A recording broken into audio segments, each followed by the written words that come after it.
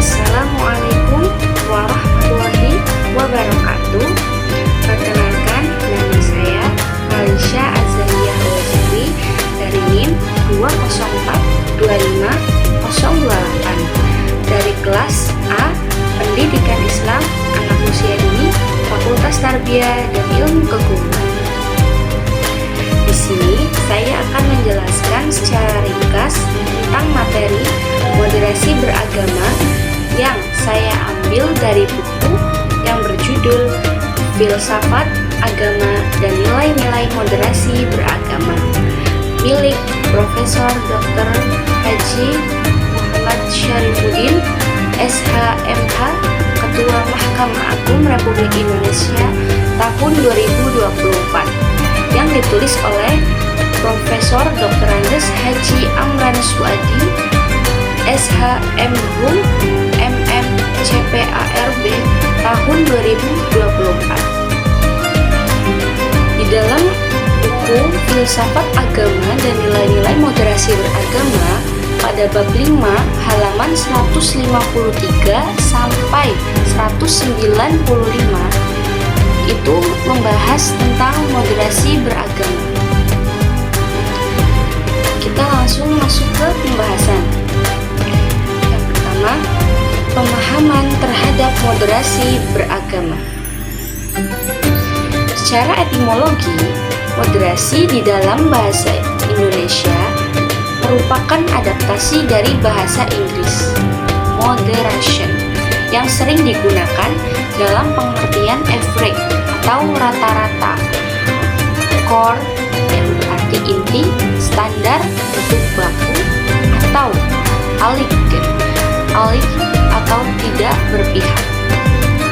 Sementara dalam bahasa Arab, moderasi diartikan sebagai wasatiyah. Kata ini diambil dari akar kata wasat yang berarti sesuatu yang berada di tengah antara dua sisi, ujung dan pangkal.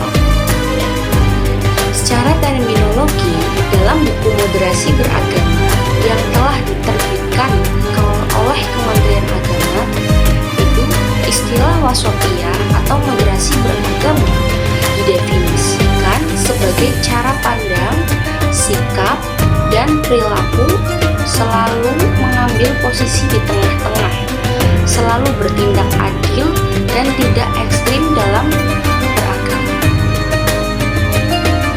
Dengan demikian, moderasi beragama merupakan sikap beragama yang seimbang antara pengamalan agama sendiri atau eksklusif dan penghormatan kepada praktik beragama orang lain yang berbeda keyakinan atau inklusif.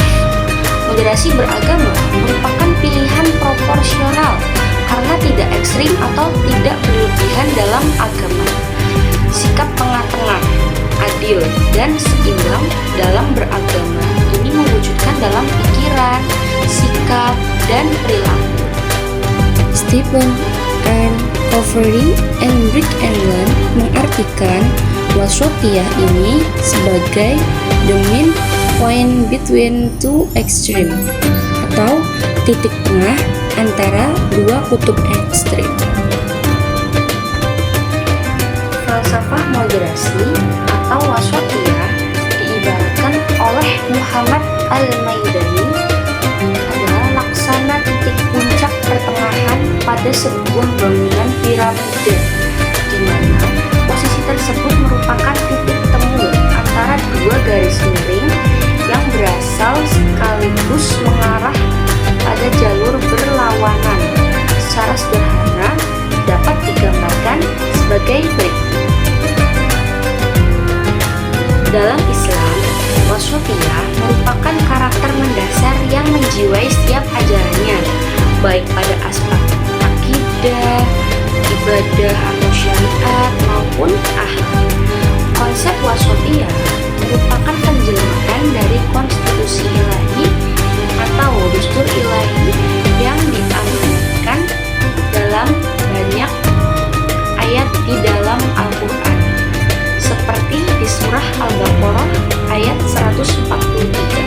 Bismillahirrahmanirrahim.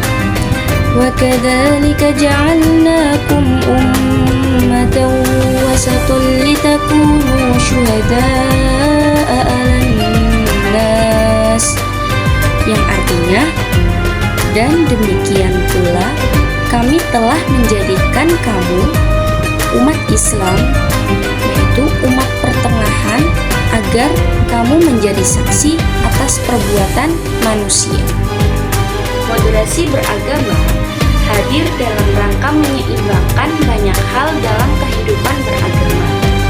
Kawasan lain yang diseimbangkan oleh moderasi beragama adalah pengaturan kehidupan masyarakat yang kompleks dengan mengedepankan pertimbangan proporsional.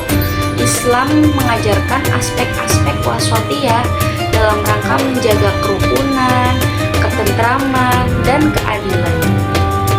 Menurut Hasanul Rizqo, aspek-aspek moderasi dalam Islam terkandung dalam beberapa contoh ajaran berikut. 1. I'tidal atau lurus, yang artinya sikap adil atau tidak memihak siapapun demi tujuan perdamaian. 2. Syura atau musyawarah atau konsultasi, yang artinya muslim yang gemar bermusyawarah, yaitu mengambil sikap jalan tengah. 3. Islah atau perdamaian, yang artinya sikap kehendak untuk melakukan perbaikan. Mengutip pendapat Syekh Yusuf Al-Qaradawi, orang modern atau al-wasat adalah orang yang senantiasa mampu menjunjung tinggi prinsip keadilan dan keseimbangan dalam tiap langkah dan perkataan di tengah pluralitas masyarakat, sehingga tercipta kedamaian dan toleransi tanpa adanya anarkisme dan eksklusivisme. Dalam artian tersebut, dapat dipahami bahwa sikap wasatiyah menghendaki suatu umat yang terbuka, toleran, menyongsong yang lain menjadi budaya qabul al-akhwar, atau bisa kita sebut sebagai masyarakat terbuka atau open social. Apa saja sih tantangan mewujudkan moderasi beragama? Oke, di sini aku akan menjelaskan beberapa tantangan dalam mewujudkan moderasi beragama di Indonesia. Yang pertama, berkembangnya individu atau kelompok yang memiliki cara pandang, sikap, dan praktik beragama yang berlebihan atau melampaui batas yang dikenal sebagai ekstrim. 2. Menjadikan moderasi beragama di Indonesia sebagai alat perekat bangsa yang harus dilakukan karena muncul fenomena pemaksaan kehendak klaim kebenaran dengan cara-cara kekerasan. 3. Munculnya fenomena paham, tindakan, atau pengamalan keagamaan yang secara langsung mengoyak dan merusak ikatan kebangsaan, bahkan meruntuhkan sendi-sendi kehidupan berbangsa dan bernegara.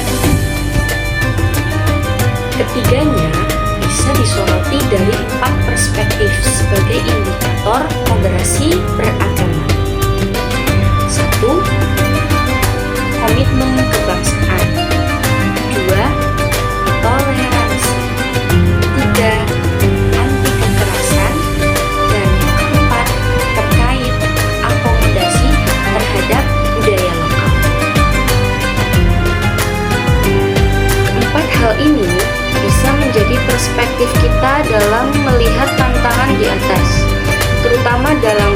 merumuskan pendekatan moderasi beragama ketika kita ingin memahami teks-teks keagamaan masing-masing. Moderasi beragama sebagai perekat pemersatu bangsa.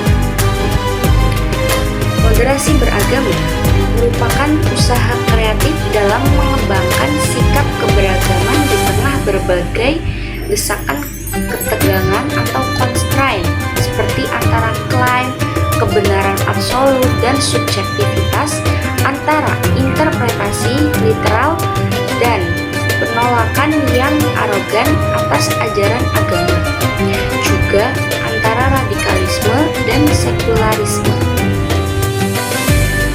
Pentingnya moderasi beragama dalam kehidupan berbangsa. Ini adalah sebuah pertanyaan yang sering diajukan. Mengapa kita bangsa Indonesia khususnya membutuhkan perspektif moderasi dalam beragama? Secara umum, keragaman dalam beragama itu niscaya tidak mungkin dihilangkan. Lalu, jika dielaborasi dilanjut, ada setidaknya 3 alasan utama mengapa kita perlu moderasi beragama. Yang pertama, salah satu esensi kehadiran agama adalah untuk menjaga martabat manusia sebagai makhluk mulia ciptaan Tuhan. Yang kedua, ribuan tahun setelah agama-agama lahir, manusia semakin bertambah dan beragam, bersuku-suku, berbangsa-bangsa, beraneka warna kulit, tersebar di berbagai negeri dan wilayah. Dan yang ketiga, khusus dalam konteks Indonesia, moderasi beragama diperlukan sebagai strategi kebudayaan kita dalam merawat keindonesiaan. Tolak ukur perilaku dalam mewujudkan moderasi beragama. Kemajemukan di Indonesia tidak bisa hanya disikapi dengan prinsip keadilan, melainkan juga dengan memegang prinsip kebaikan. Berikut adalah tolak ukur moderasi beragama, yaitu 1. Seberapa kuat kembalinya penganut agama pada inti pokok ajaran, yaitu nilai kemanusiaan sebagai perwujudan sikap rahmatan lil alamin. Yang kedua, kesepakatan bersama. Melalui kesepakatan bersama ini menunjukkan kerjasama di antara sesama manusia yang beragam. Yang ketiga, ketertiban umum. Dengan upaya manusia yang memiliki ragam latar belakang kehidupan agar bisa tertib, yang bisa memicu suasana beragam yang modern.